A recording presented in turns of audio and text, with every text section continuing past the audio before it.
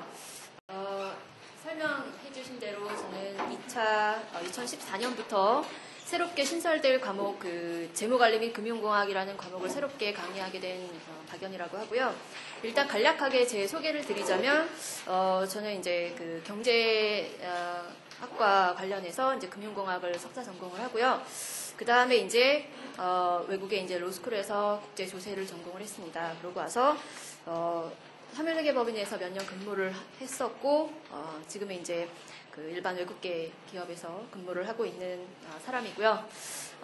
저의 개인적인 상황에 대해서 별로 궁금해하시지 않을 테니까 간략하게만 말씀을 드리고 일단 과목에 대한 설명부터 좀 드릴게요. 그러니까 금융공학 및 재무관리 이름에서 좀 포스가 느껴지실 텐데 내년까지는 기존의 시험 체계 그대로 일단 제가 설명드린 내용은 저희 프린트 있잖아요. 맨 마지막 페이지에 있습니다. 그걸 봐주시면 한 페이지로 이제 요약을 해봤는데 재무관리 및 금융공학 과목에 대해서 시험 제도에 대해서 나와 있죠. 1번 표에 보시면 내년까지는 보험 이론 및 실무라는 2차 과목에 기존의 히스토리를 보면요.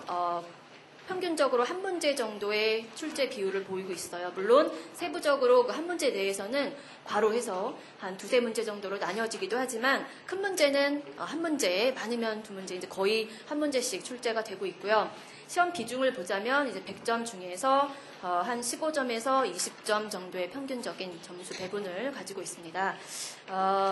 그러면 기본적으로 이렇게 어떻게 보면 비중이 작다고 보여질 수 있는 과목을 사실 어떻게 따로 떼서 공부를 하기도 좀 애매하고 그렇다고 공부를 안 하자니 좀 그렇죠.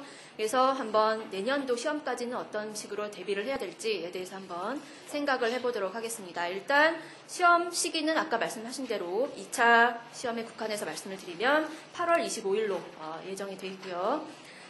그 다음에 제도가 바뀌어서 2014년도 이후에는 과목별 합격제로 바뀌죠. 그래서 매과목 60점 이상이면 합격을 하도록 이렇게 되어 있습니다. 그러면 기존의 과거의 기출문제를 보자면 출제 경향 2번 표에 가서 보시면 제가 과거의 기출문제에 대해서 어떤 토픽에서 출제가 됐는지 정리를 해봤어요.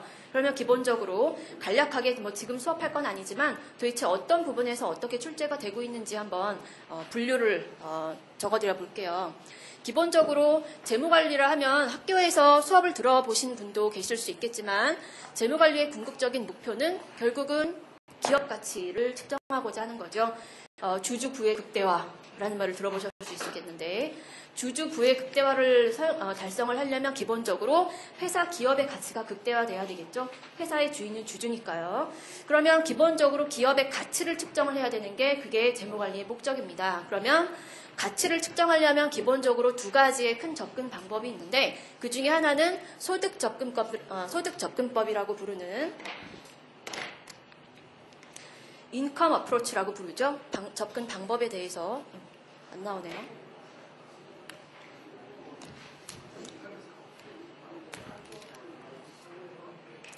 소득 접근법이라고 부르는 방식이 있고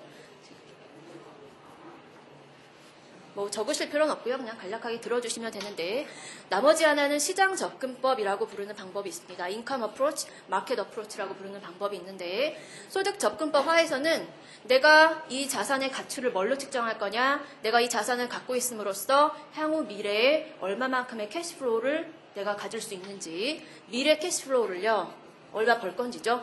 건물을 하나 갖고 있으면 내가 매달 임대료 받을 수 있잖아요. 미래 캐시플로우를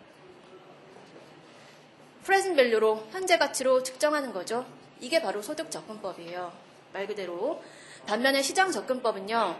내가 건물을 하나 갖고 있는데 이걸로 미래에 얼마 벌 건지 그걸 가지고 측정하는 게 아니라 유사한 자산, 바로 옆에 건물이 하나 더 있어요. 그런데 위치와 모든 조건이 동일하다고 봤을 때 옆에 있는 건물이 3층짜리인데 내 건물은 6층이에요. 그러면 옆에 건물이 50억이면 내 건물은 100억이겠거니 이렇게 측정하자는 거죠. 유사자산, 결국은 유사한 자산의 가치를 통해서 내 자산의 가치를 측정하자라고 하는 방법인데 결국은 첫 번째 방법을 하자면 알아야 될 게 두 가지가 있죠. 미래 캐시플로우하고 그다음에 현재 가치로 할인하는 거. 이건 문제에서 주어져요. 우리가 알 방법이 없죠. 실무적인 거니까.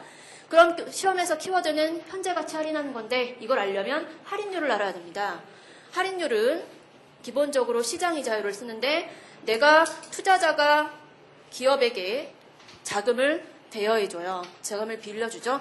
그러면 당연히 그거에 대한 수익률을 요구할 텐데 만약에 시장에서 은행에서 돈을 꾼다면 기본 시장에서 빌릴 수 있는 이자율이 12%라면 당연히 투자자는 최소한 12%만큼은 기업에게서 수익률을 받아야 빌려줄 의도가 있겠죠. 그러면 당연히 12%보다 높으면 좋고요. 기업 입장에서 보자면 이쪽에서 13%를 요구했다. 그러면 너한테 안 빌려. 다른 시장에선 12%에 빌릴 수 있는데 왜 너한테 비싸게 빌리겠니? 라고 해서 결국은 실제적으로 이 투자자가 요구하고 있는 요구 수익률이 결국은 시장 이자율과 같아지는 균형 상태를 이루게 된다는 얘기예요. 그러면 말씀드리고 싶은 건 여기서 쓰이는 할인율이 기본적으로 시장 이자율인데 이건 투자자의 요구 수익률과 같다는 거죠.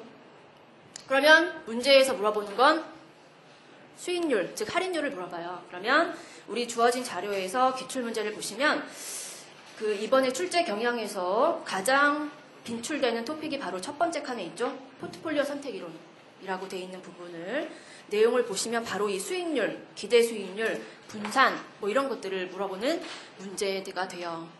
위험이 있냐 없냐에 따라서 리스크 프리미엄을 뭐 고려해서 요구하는 어떤 수익률, 할인율을 얘기하는 게 이게 첫 번째 빈출되는 토픽이 되겠고요. 그 다음에 두 번째 마켓 어프로치로 가서 보시면 유사한 자산을 이용해서 내 자산의 가치를 측정하는 건데 이걸 알려면 내가 예를 들어서 어떤 자산이 100원짜리 자산이 있었어요. 그런데 이 자산을 구성하려면 이 100원짜리 자산인 것도 있지만 이 자산의 가치를 몰랐을 때 이 똑같은 자산을 구성하고 있는 여러 가지 다른 자산을 조합해서 내가 원하는 이 100의 A라는 자산을 구성할 수 있다는 얘기예요. 복제 포트폴리오라고 부르는. 그러면 이렇게 구성할 수도 있겠죠. 하나의 원을 가지고 뭐 이렇게 부르는 그림이 좀 이상한데요. B, C, D라고 부르는 세 개의 자산을 조합해서 여기 풀로 붙여봤더니 원이 되더래요. A와 똑같은 크기가 모든 것이 똑같은. 그러면 이게 50원, 20원, 20원이다 라고 한다면 세 개를 조합하면 90원이죠. 이건 100원이더래요. 그러면 똑같은 자산을 세 개를 조합해서 구성했을 때 이게 90원이면 당연히 이렇게 조합한 자산을 사고 바로 시장에서 100원짜리로 팔면 앉아서 10원의 차익을 먹을 수가 있겠죠. 차익 거래 이런 거에 대해서 이 유사한 자산을 이용해서 자산의 가치를 측정하려면 기본적으로 알아야 되는 게 어떤 자산을 조합해서 똑같은 자산을 구성할 거냐라는 거예요. 그러려면 기본적으로 해당 각종 금융상품의 특징과 특성을 알아야 어떻게 조합하면 A라는 동그라미가 나올 건지 그걸 알아야 되겠죠.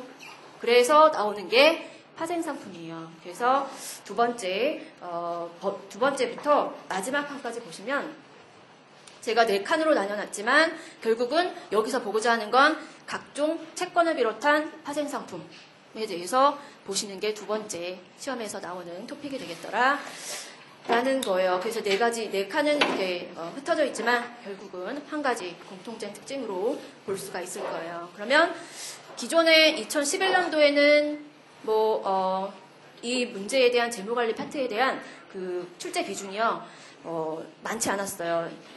20점이었고 올해죠. 2012년도에는 10점 배분이 됐었어요. 그래서 어차피 2014년도부터는 제도가 바뀔 거기 때문에 예상으로는 기존에 나왔었던 패턴을 크게 벗어나지 않을 걸로 보이니까 기본적으로 내년도 시험까지는 제 생각으로는 기존에 나왔었던 토픽 위주로 정리를 해나가시면 크게 무리가 없을 걸로 보입니다. 그리고 제가 2월 정확히 날짜는 나오지 않았는데 2월 정도에 특강을 한번 재무관리 관련해서 마련할 거예요. 주로 내용은 기출문제 정도 위주로 풀이가 들어갈 거고 5월 정도부터에 대해서는 이제 본격적으로 강의를 개설될 예정으로 있으니까 참고해 주시면 되겠습니다. 그래서 짧게 이 과목에 대한 설명은 여기서 마치고요. 나머지 추가적인 질문 있으시면 나중에 해주시면 되겠습니다. 마치겠습니다. 감사합니다.